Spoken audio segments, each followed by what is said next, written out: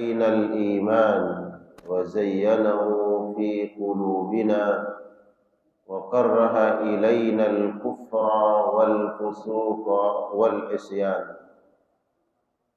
أشهد أن لا إله إلا الله وحده لا شريك له شهادة عبد لم يخش إلا الله وأشهد أن محمدا عبده ورسوله اللهم صل وسلم وبارك وكرم وأنعم على نبينا ورسولنا وإمامنا وقدوتنا سيدنا مولانا محمد وعلى آله وأصحابه ومن سار على نهجه واستنى بسنته إلى يوم القيامة وبعد اللهم لا علم لنا إلا ما علمتنا إنك أنت العليم الحكيم اللهم علمنا ما ينفعنا وانفعنا بما علمتنا وزدنا علما وأصلح لنا شأننا كله ولا تكلنا إلى أنفسنا طرفة عين. Jemaah sekalian yang insyaallah dirahmati dimuliakan oleh Allah Subhanahu wa taala. Tak lupa dalam membuka majlis ini kita senantiasa bersyukur kepada Allah Subhanahu wa taala atas limpahan karunia, nikmat, taufik, hidayah yang Allah tidak henti-hentinya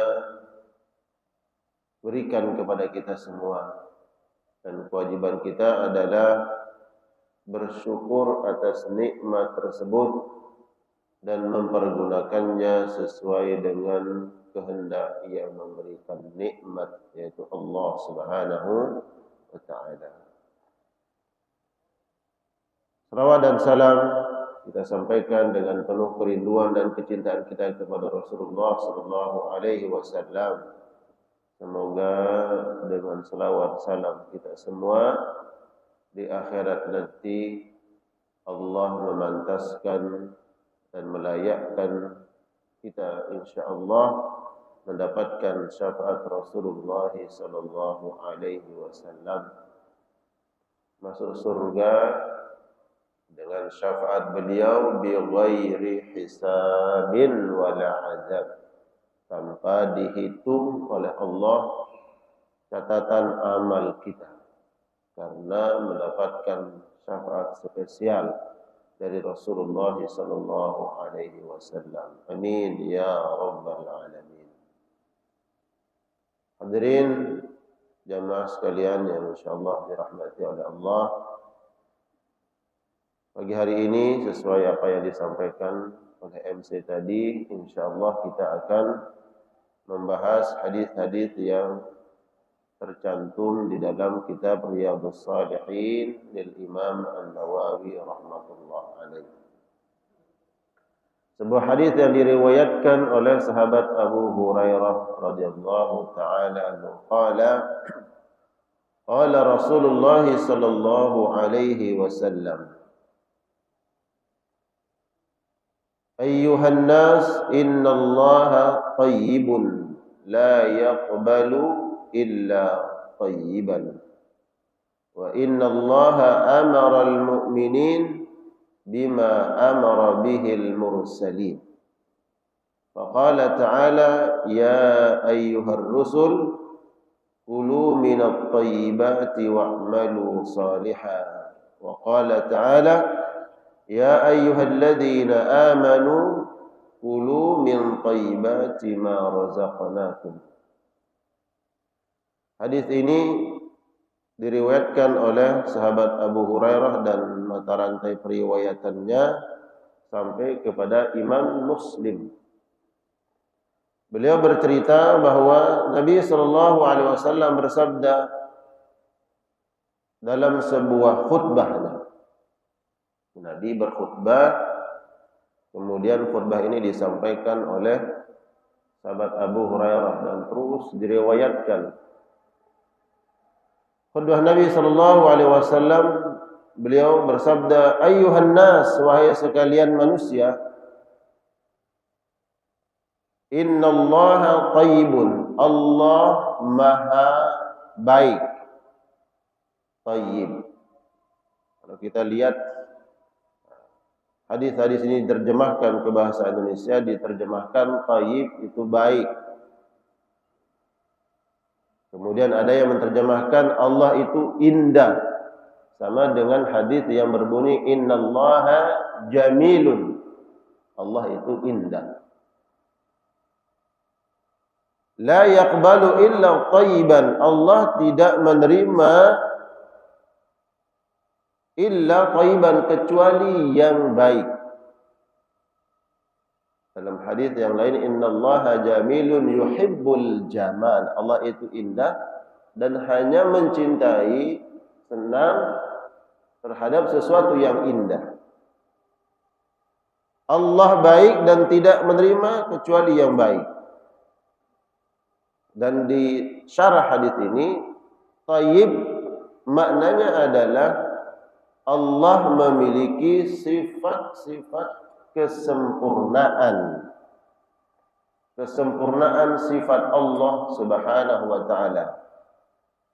Baik dalam af'alnya, perbuatan Allah Subhanahu wa taala, ataupun dalam sifat-sifatnya.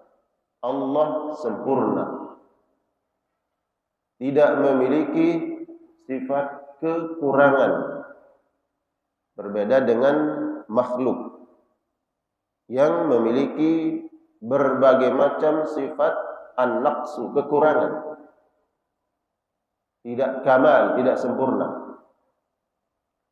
La yaqbalu, zat yang maha sempurna ini, yaitu Allah Rabbul Alamin, tidak menerima dari hambanya kecuali yang baik.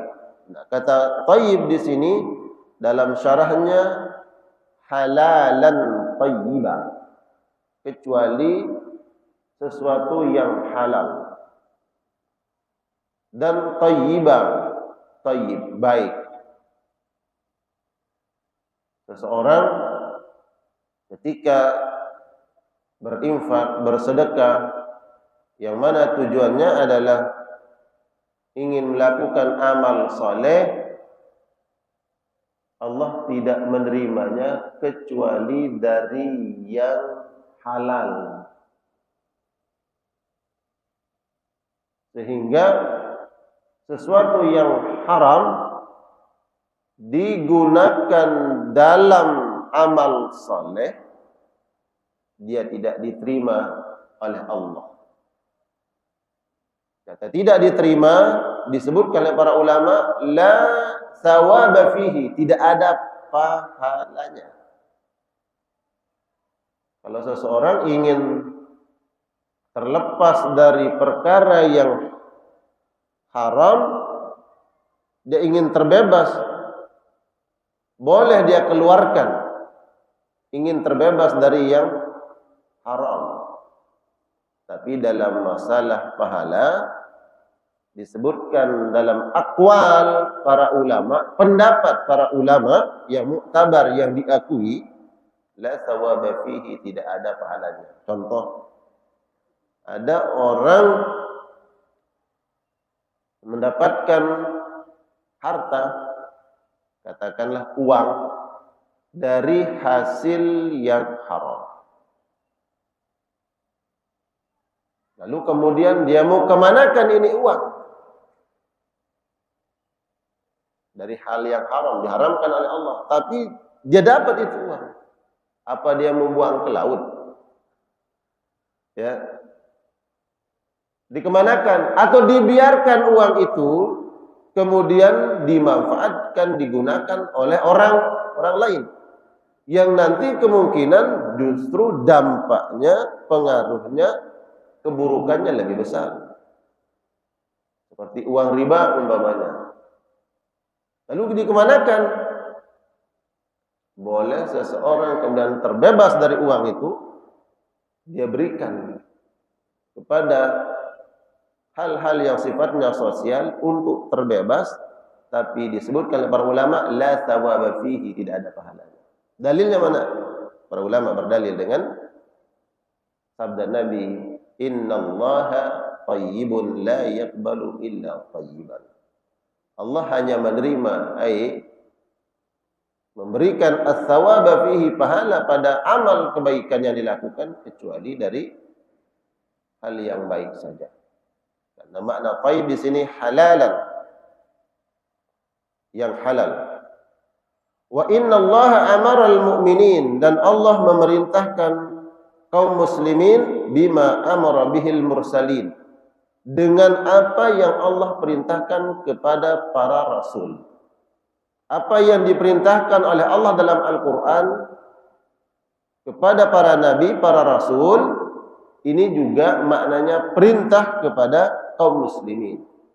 Walaupun bukan yang disebut wahai orang-orang beriman lakukan ini, tidak disebut kalimat itu, tapi Allah perintahkan kepada nabi, berarti perintah itu juga perintah kepada orang-orang beriman. Contohnya di dalam Al-Quranul Karim, Allah perintahkan kepada Nabi SAW, ya ayuhan nabi, wahai Rasul, wahai Muhammad, qul li azwajika wa banatika wa nisa'il mu'minin yudnina alaihinna min jalabibihinna. Wahai Nabi, perintahkan kepada istrimu, perintahkan kepada anak-anak gadismu dan semua orang-orang beriman. Perintah kepada Nabi itu juga perintah kepada orang-orang beriman. Katakan kepada mereka, kepada istrimu wahai Nabi, kepada anak gadismu, agar mereka menutup aurat. Itu juga perintah kepada kaum muslimin, agar memerintahkan istrinya, kemudian anak-anak perempuan mereka yang sudah akil balik, untuk menutup aurat. Kecuali ada dalil yang menjelaskan bahwa perintah itu kekhususan untuk Nabi. Baru kemudian ya, orang-orang beriman tidak boleh melewati perintah itu karena dikhususkan untuk Nabi SAW. Ada kekhususan untuk Nabi yang tidak boleh dilakukan oleh orang-orang beriman. Contohnya, Nabi menikah tanpa wali. Nabi menikah tanpa wali, itu khusus buat Nabi. Jangan menjadi dalil Nabi dulu menikah nggak ada walinya. Kan apa yang dilakukan oleh Nabi kita diperintahkan untuk mengikutinya. Ada kekhususan buat Nabi. Karena ada yang memakai dalil ini, ya, melegitimasi kesalahan, kepatalan yang dia lakukan. Dia menikah tanpa wali. Boleh katanya. Kenapa? Nabi dulu menikah tanpa wali. Dan kita diperintahkan untuk mengikuti Nabi SAW. Mana dalilnya? Laqad kana lakum fi Rasulillahi uswatun hasanah. Setiap apa yang dilakukan oleh Nabi itu adalah teladan buat kalian. Iya, dalilnya. Memang laqad kana lakum fi Rasulillahi uswatun hasanah. Teladan kita. Apa yang dilakukan Nabi, ikuti. Apa yang dikerjakan Nabi, kita kerjakan. Karena itulah sumber utama hukum Al-Quran dan Sunnah. Kecuali perkara-perkara yang memang khusus buat Nabi. Tadi saya contohkan nikah tanpa wali. Nabi pernah menikah nggak pakai wali. Siapa walinya? Siapa walinya? Allah langsung walinya. Dalam kasus siapa? Zainab binti Jahsh. Nabi menikahi Zainab binti Jahsh, enggak ada walinya. Siapa yang nikahkan langsung? Allah. Enggak boleh perempuan kemudian mengatakan Allah sebagai wali saya. Nikah dengan siapa? Itu orang sono. Bagaimana Zainab bintah Jahsy dinikahi Nabi enggak pakai wali? Boleh. Itu khususan buat Nabi. Atau ada laki-laki yang berdalih, berhujah dengan apa yang dilakukan Nabi, tidak, haram menikah tanpa wali. Itu khusus buat Nabi. Innallaha amaral mu'minin bima amara bihil mursalin. Apa yang Allah perintahkan kepada para nabi, kepada rasul juga diperintahkan kepada kaum muslimin. Kecuali kekhususan-kekhususan. Jadi Zainab binti Jahsy itu makanya menjadi kebanggaan beliau di hadapan istri-istri Nabi yang lain. Kalau kalian wahai istri-istri Nabi yang lain, kata Zainab, kalian dinikahkan oleh wali-wali kalian, ayah-ayah kalian. Kalau saya langsung dari langit. Ya. Dinikahkan oleh Allah Subhanahu wa taala. Nikah Nabi istrinya berapa, Pak? Nah, pokoknya banyak. Tapi itu khusus buat Nabi.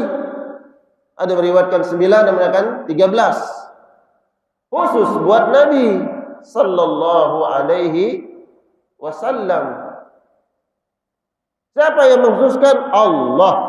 Kita memprotes sama Allah. Tapi bagi lagi kaum muslimin tak boleh mendalilkan itu dalil kemudian ada yang menikah banyak, lebih dari 4. Ada enggak? Ada. Saya dapat tuh beritanya. Orang ini nikah banyak loh. Yo, bukan Islam kali. Islam, Ustaz. Rajin sholat. Oh, dia punya yayasan loh. Dia punya yayasan. Istrinya banyak. Dalilnya Nabi aja nikahnya lebih dari 4. Itu kekhususan buat Nabi. Boleh nyeleneh-nyeleneh seperti itu. Jelas dalam Al-Qur'anul Karim. Masna wa thulatha wa ruba. Fa in khiftum alla ta'dilu fawahidah. Kalau tidak mampu berbuat adil, khawatir, ya cukup 1. Khusus buat Nabi. Ya. Tapi bila mana tidak ada dalil mengkhususkan hukum tersebut untuk Nabi SAW, maka itu juga merupakan perintah kepada kaum muslimin. Nah, di sini kemudian Nabi SAW, ini ungkapan beliau, Allah memerintahkan kalian, wahai kaum muslimin, atas apa yang Allah perintahkan kepada para rasul. Apa perintah Allah kepada para rasul yang juga Allah perintahkan kepada para orang-orang beriman, kaum muslimin? Nabi, beliau mengutip ayat Al-Quran. Surat Al-Mu'minun ayat 51. Ya ayyuhar rusul, wahai para rasul, kulu minat thayyibati wa'malu salihah. Makanlah kalian minat thayyibat, dari yang halal. Carilah anugerah karunia Allah, rezeki Allah yang halal. Wa'malu salihah, dan kerjakanlah amal saleh. Allah perintahkan kepada para rasul. Kemudian hal ini Allah perintahkan kepada orang-orang beriman. Nabi mengutip ayat Al-Quran. Surat Al-Baqarah 172. Ini dalam satu momen khutbah. Nabi mengutip ayat tadi. Ayat tentang Allah perintahkan kepada para rasul untuk mencari yang halal. Kemudian Nabi mengutip ayat Al-Quran. Ya ayyuhalladzina amanu, wahai orang-orang beriman, kulu min thayyibati ma razaqnakum, makanlah kalian dari yang halal, ma razaqnakum, yang kami berikan rezeki untuk kalian. Jadi perintah Allah kepada para rasul juga Allah perintahkan kepada orang-orang beriman mencari rezeki yang halal, yang berkah. Nah, kata tayyib ini kalau kita buka kitab-kitab tafsir jamaah, tayyiban, apa makna tayyib? Satu dalam kitab Fathul Qadir dijelaskan tayyib halal dari segi zatnya. Zatnya halal. Makanlah zatnya yang halal, bukan yang diharamkan oleh Allah Subhanahu wa taala. Karena dalam zat yang halal akan membawa kebaikan. Kemudian halal dari segi hakikatnya. Zatnya halal, cara mendapatkannya juga harus dengan cara yang halal. Halal dalam zat, halal dalam hakikat. Ini baru disebut dengan tayyib. Bukan yang cara mendapatkannya mungkin baik, tidak merampas hak orang lain, bukan milik orang lain, tapi zatnya dia haram, diharamkan oleh Allah. Secara zat dia enggak masalah. Dia tidak memabukkan, ya. Dia bukan najis. Dia enggak memabukkan, dia enggak najis. Dia enggak kotor. Tapi cara mendapatkannya ini punya siapa? Hak dan milik siapa? Nah, kedua hal ini menjadi syarat agar apa yang didapatkan menjadi tayyib. Halal secara zatnya, kemudian secara hakikatnya. Dan dalam Al-Quran ketika menyebut kata halal, kadang Allah menggunakan kata tayyib. Ya. Untuk menyebut tayyib itu maksudnya adalah halal. Dan kita banyak temukan dalam Al-Quran di antaranya ini. Kulu min tayyibat. Makanlah kalian dari yang tayyibat. Tayyibat di sini dijelaskan maknanya adalah halal. Dan di dalam surat Al-Maidah, Allah sebutkan, qul la yastawil khabith wat tayyib walau a'jabaka kathratul khabith. Tidak sama makanan yang khabith, yang haram, wat tayyib, dengan makanan yang tayyib. Yang tayyib di sini maknanya adalah halal. Ya, tidak sama yang khabith dengan yang tayyib, tidak sama yang haram dengan yang halal. Dan dijelaskan dalam kitab-kitab tafsir kenapa di ayat-ayat tertentu Allah menyebut haram itu dengan khabith. Kalau kita lihat terjemahannya khabith itu maknanya tidak diterjemahkan haram, tapi menjijikkan. Sesuatu yang menjijikkan. Karena Allah menyebut hakikat. Allah menyebut hakikat. Walaupun sesuatu secara zatnya dia mungkin halal secara zat. Dia bukan memabukkan, bukan najis. Tapi Allah menyebut hakikatnya. Khabith ini menjijikkan bagi orang-orang beriman.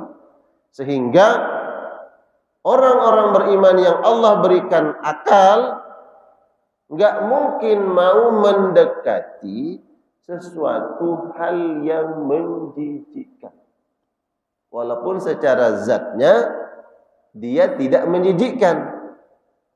Katakanlah makanan yang tidak memabukkan, beras, nasi, minuman, dia enggak menjijikkan. Tapi Allah menyebut hakikat.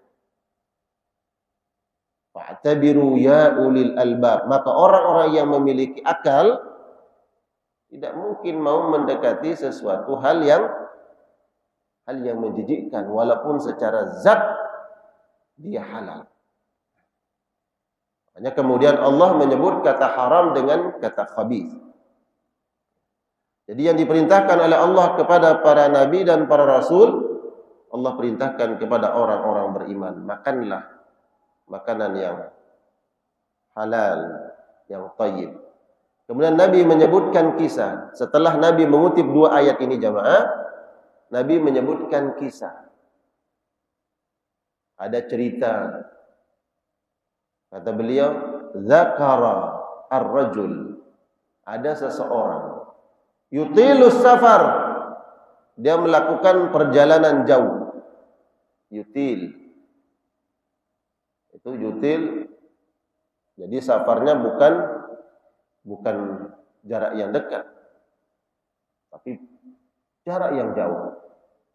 Berarti dalam perjalanannya lelah dan letih. Sedangkan safar salah satu sebab dikabulkannya doa.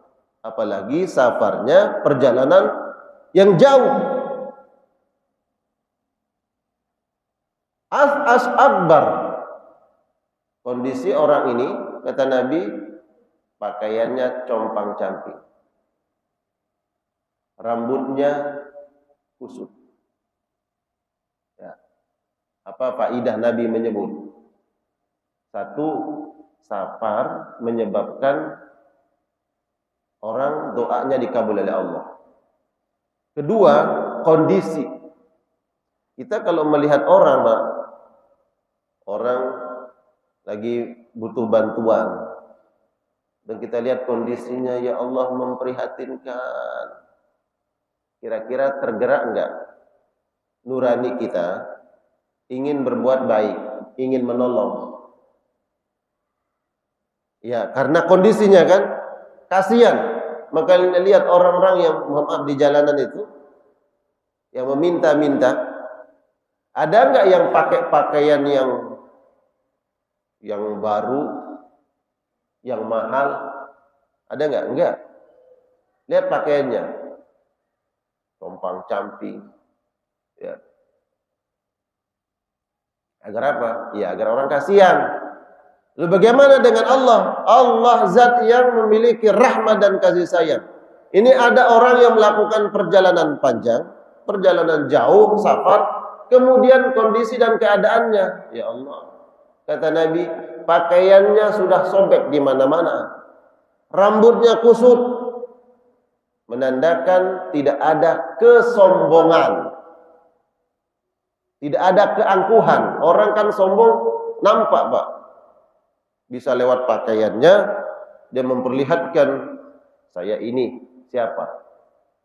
Dia sombong dengan penampilannya.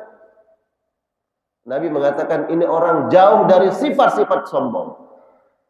Pakaiannya, rambutnya, keadaannya memprihatinkan. Bagaimana dia mau sombong? Apa yang dia mau sombongkan? Dua, berarti orangnya ini sudah tawadhu.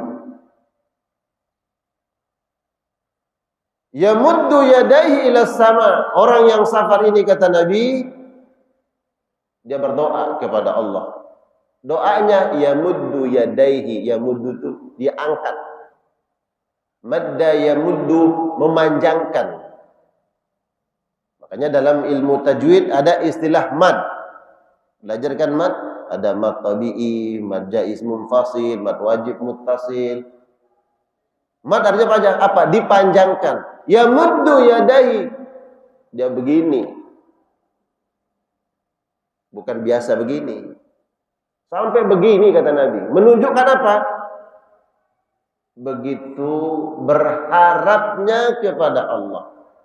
Butuh belas kasih sayang Allah, rahmat dan pertolongan Allah. Nampak dari sikap. Ya Allah Rabbul Alamin, zat yang maha kasih sayang, rahmatnya diketuk oleh hambanya dengan menampakkan apa? Dengan menampakkan ketawaduan, hilangkan semua kesombongan, keangkuhan. Dia meminta kepada Allah. Kira-kira kalau seperti ini berpotensi besar enggak diijabah doanya? Ya, sangat berpotensi. Karena sebab-sebab untuk diijabahnya doa, 3 hal sudah dia lakukan. Satu, dia melakukan perjalanan jauh, safar. Kedua, nggak ada kesombongan di dalam hati. Ini pesan Nabi, kalau berdoa hilangkan bentuk kesombongan. Di antara bentuk kesombongan itu ketika kita mengatakan, ya Allah, bila engkau berkehendak memberikan kami rahmat, rahmati kami. Itu kalimat sombong. Jangan berdoa begitu. Allah yang punya kehendak, al-iradah milik Allah. Tapi dalam doa jangan sebut iradah. Ya Allah, bila engkau berkehendak. Jangan, dilarang oleh Nabi. Itu menunjukkan apa? Kau enggak butuh. Itu menunjukkan kesombongan. Minta saja sama Allah.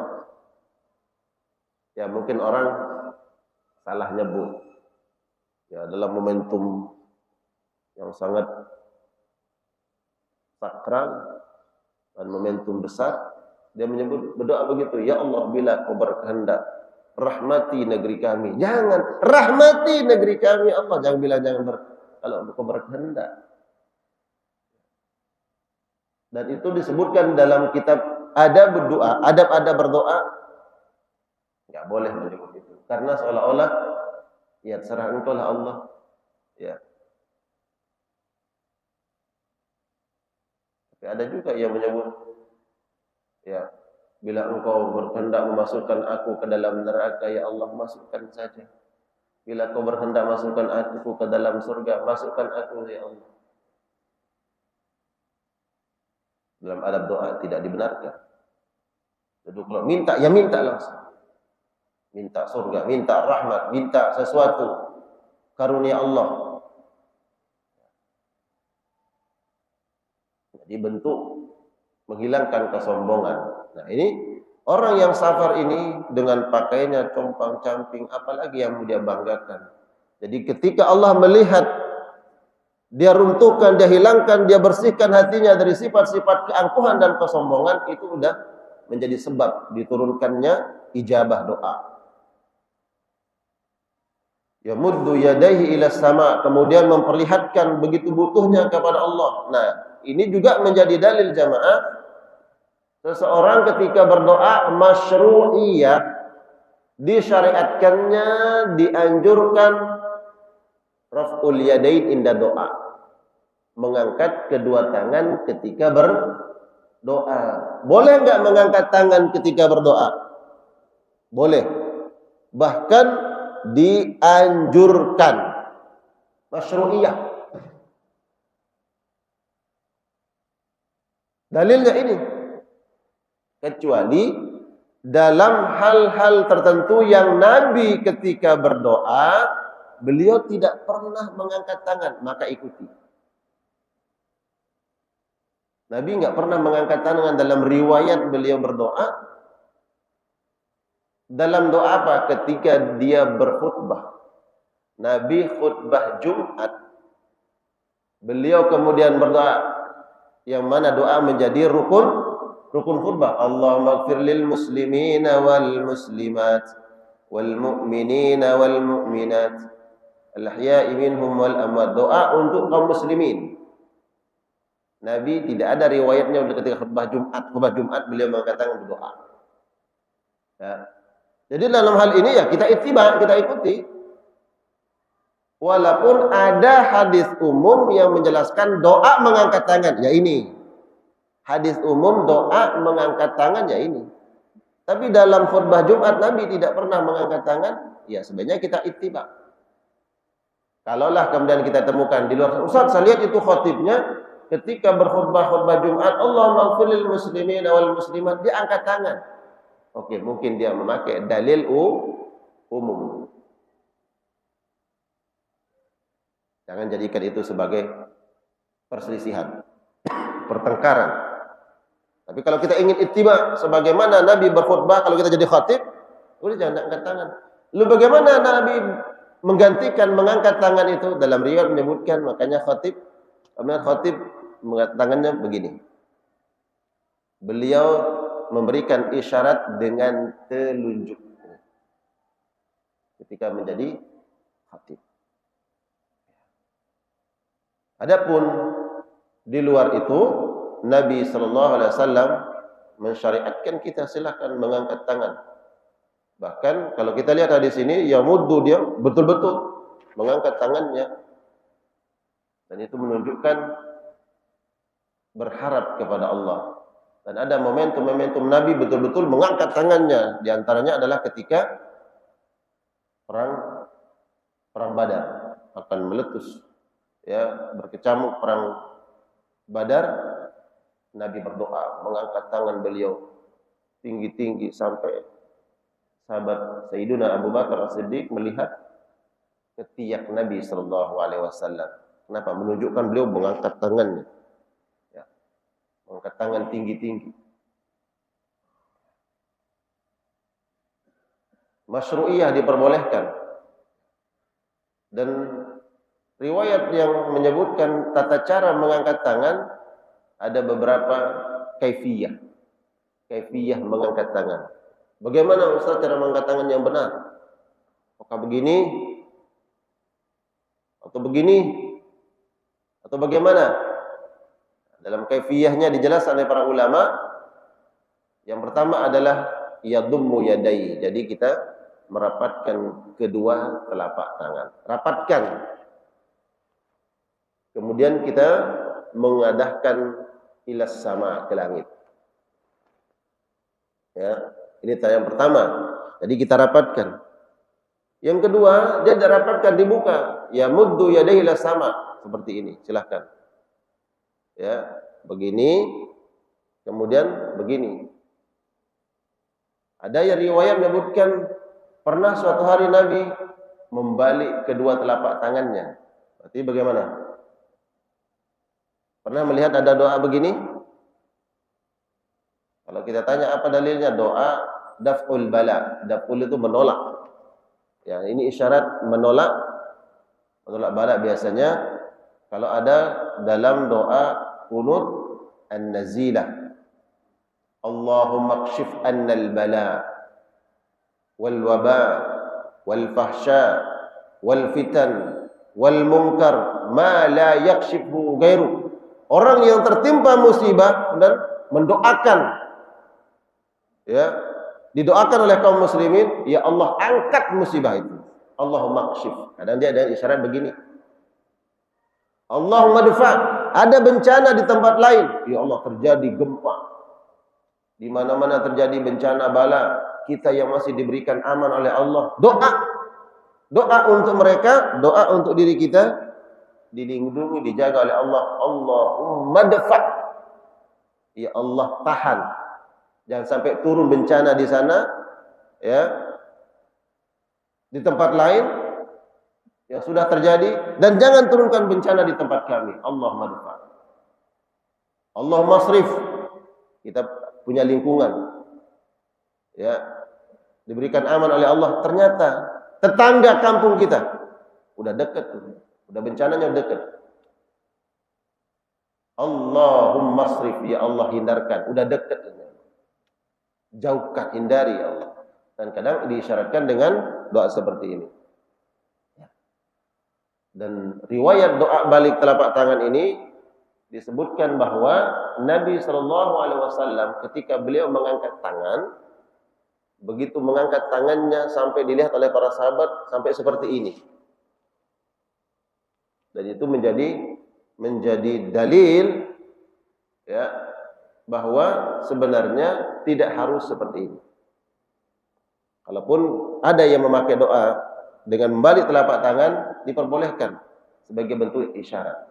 Tapi Nabi waktu itu sampai seperti ini. Sehingga dilihat yang oleh para sahabat adalah kedua telapak tangan beliau, punggung telapak tangan.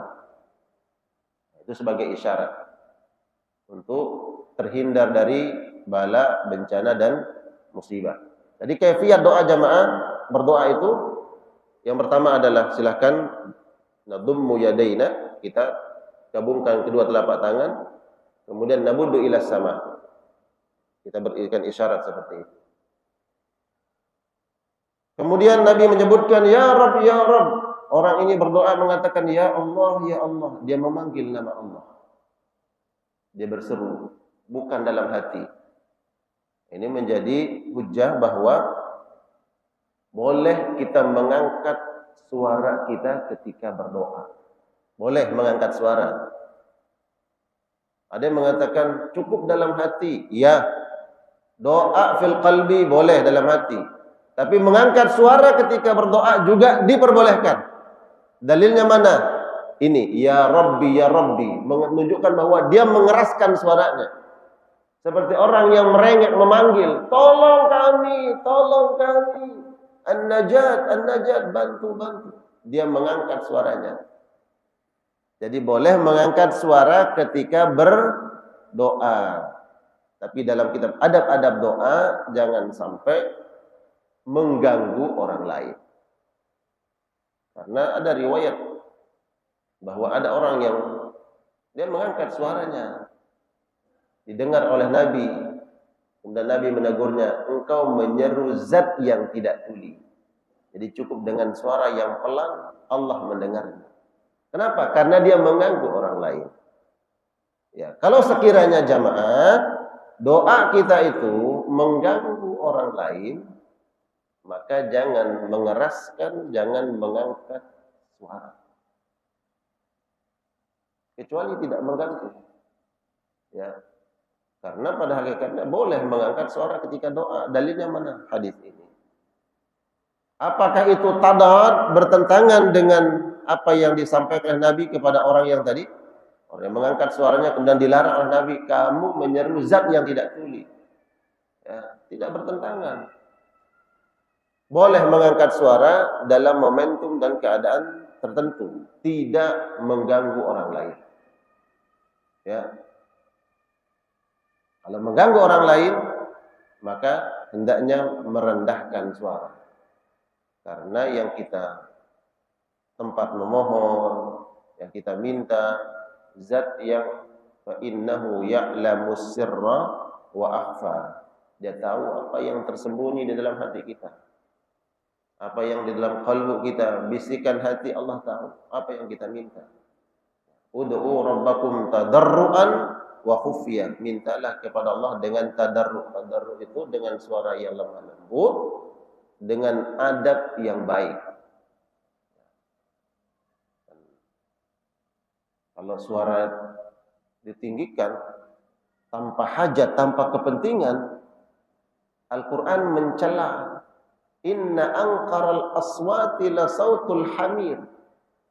Suara yang paling dibenci oleh Allah, suaranya keledai. Pernah dengar suara keledai, Pak? Nah, kalau umrah itu, kalau ada city tour ke Taif, kemana, coba tanya. Pengen kita lihat keledai langsung tuh, bukan lewat YouTube. Nah, pengen dengar suaranya. Kayak apa sih suara keledai? Keledai itu nggak jelas, so. Dia dikit-dikit, senggol dikit. Ya. Dan selalu suaranya kencang. Apalagi ketemu sama pasangannya, Pak.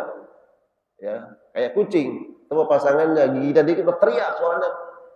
Menunjukkan apa? Allah enggak suka kalau seandainya kebaikan itu pada mengangkat suara dan kemuliaan itu tergantung pada suara, niscaya Allah akan memuji suara keledai. Ya, keledai itu dikit-dikit mengangkat suara. Ya, melengking. Itu sifat keledai. Makanya kalau ada orang dikit-dikit suaranya meninggi terus, nah, nggak ada kemuliaan tuh. Dalam rapat umpamanya, nih ada rapat, dikit-dikit dia yang paling kencang suaranya. Ya. Artinya tidak menjaga adab.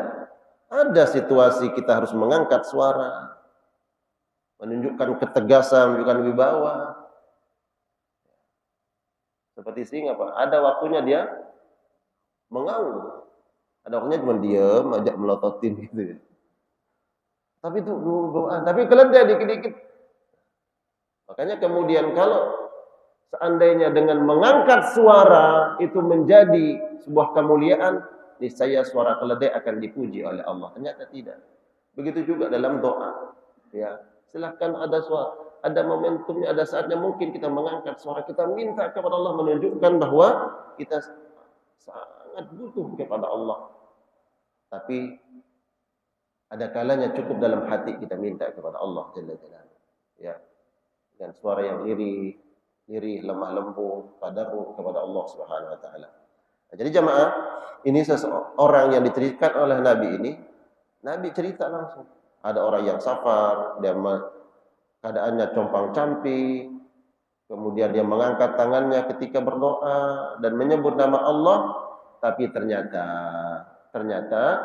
apa yang Allah perintahkan kepada para nabi dan Allah perintahkan kepada orang-orang beriman, tolong cari yang halal, yang berkah, yang thayyib. Itu dia langgar. Lalu bagaimana diijabah doanya oleh Allah Subhanahu wa taala? Padahal sebab-sebab Allah akan kabulkan doanya sudah komplit. Sebab-sebabnya sudah komplit. Tapi ternyata gara-gara apa? Sesuatu yang diharamkan oleh Allah menjadi penyebab terhalangnya dikabulkan doa oleh Allah Subhanahu wa taala. Jadi dalam hadis ini ada beberapa hikmahnya. Kita berupaya mencari yang dihalalkan oleh Allah Subhanahu wa taala, kemudian diajarkan adab-adab doa oleh Nabi sallallahu alaihi wasallam dan sebab-sebab dikabulkannya doa. Baik, karena sudah jam 6 lewat, silakan. Mungkin ada yang ingin diperjelas, ingin ditanyakan oleh jemaah. Tafadhol. Waalaikumsalam warahmatullahi wabarakatuh. Ya. Ingin bertanya terkait dengan doa pada saat sholat Jumat bagi makmum bagi jamaah. Ya. Maka perintahnya adalah untuk diam dan mendengarkan. Ya. Pada saat imam berdoa, ya. apakah makmum diam atau mengaminkan? Itu karena ada yang menegur jangan bersuara. Ya. Imam yang tidak yang betul. Yang pertama, yang kedua, pada saat berdoa juga ini, kita kan dengan setelah sholat berjamaah, zikir dan doa terbiasa. Nah, pada saat kita mengetahui ada jamaah masuk, terus kita berzikir dan berdoa dengan benar, apakah makmum itu terganggu atau tidak dengan suara kita? Apakah kita tetap menjalankan doa secara atau kita melemahkan? Terutama juga pada saat sholat maghrib isya yang banyak diarahkan antara imam yang belakangan atau jemaah yang belakangan mengarahkan suara dengan yang jemaah yang sedang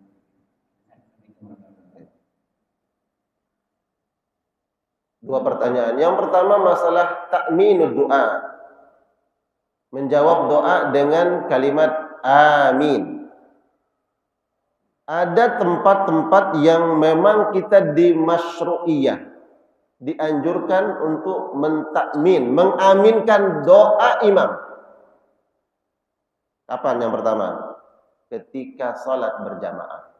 Indal imam qiraatil Fatihah, ketika imam membaca surat Al-Fatihah, ghairil maghdubi 'alaihim waladdallin. Karena itu doa, mulai dari iyyaka na'budu wa iyyaka nasta'in ihdinas siratal mustaqim. Itu doa. Yang doa siapa? Imamnya doa. Lewat apa? Surat Al-Fatihah. Maka masyru'iyah, dianjurkan bagi makmum untuk mentakmin, mengatakan amin. Kapan? Ketika imam membaca surat Al-Fatihah, ghairil maghdubi 'alaihim waladdallin, amin. Langsung menyebut kata amin.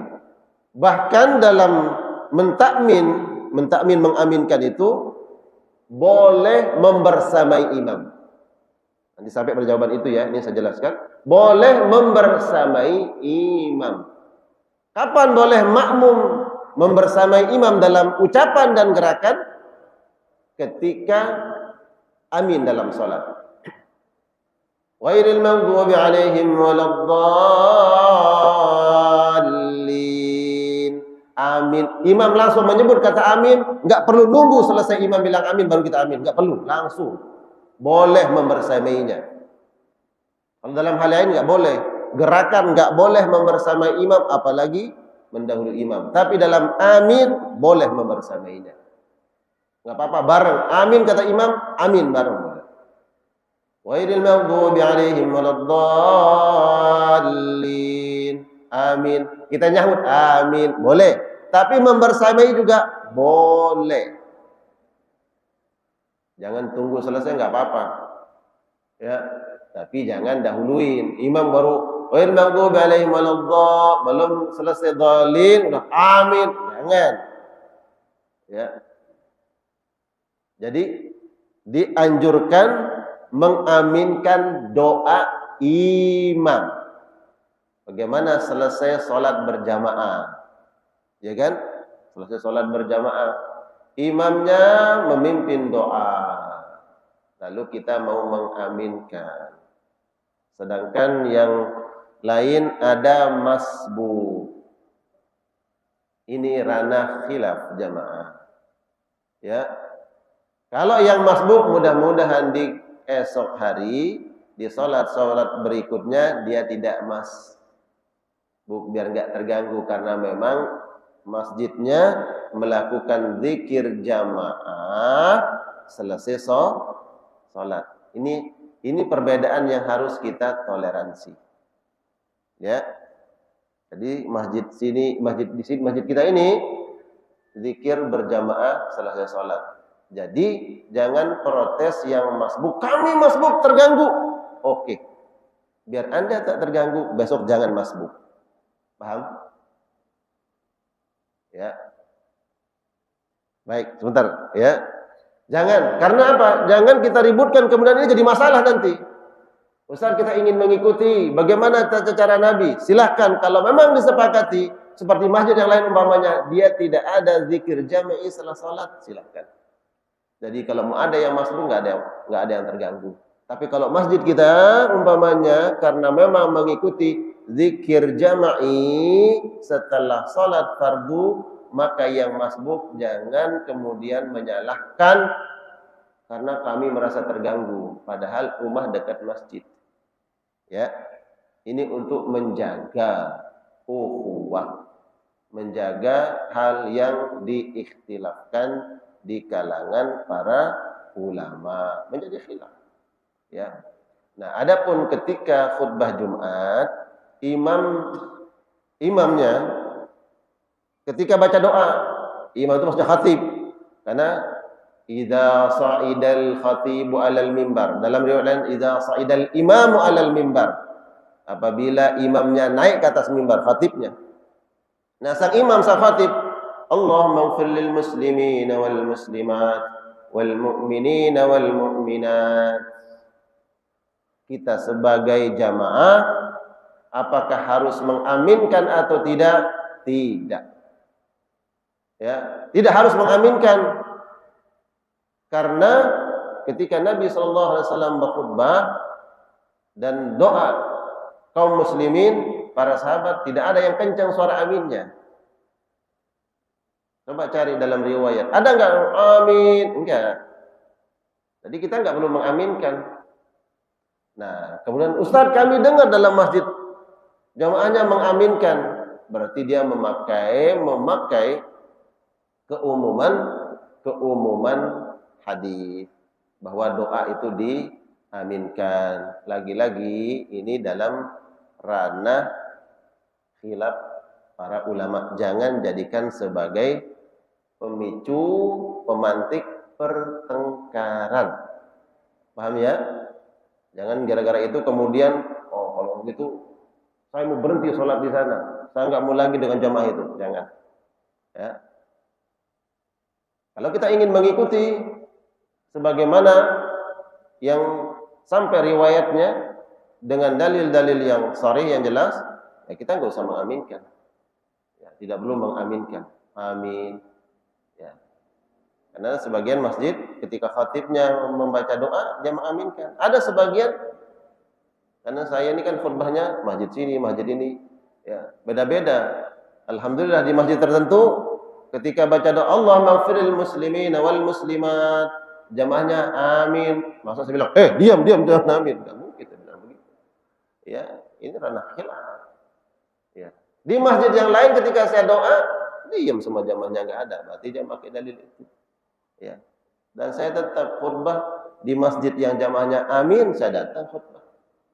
Yang enggak juga selama masih mengundang, saya datang berkhutbah. Enggak ada masalah. Ya. Bagaimana kemudian kita berlapang dada dalam masalah perkara yang khilaf, ya. Maka karena ini pun kita secara pribadi kita nggak mungkin maksa orang dan kita nggak mungkin dipaksa. Silahkan amalkan apa yang kita yakini. Yang di samping kita dia amin, kita diam. Jangan maksa yang ini, jangan amin. Atau yang amin jangan maksa yang ini, angkat tangan amin, jangan. Udah. Ya, silahkan kita amalkan sesuai dengan apa yang sampai kepada kita dan itu kita yakini. Gitu ya. Allahu a'lam bissawab.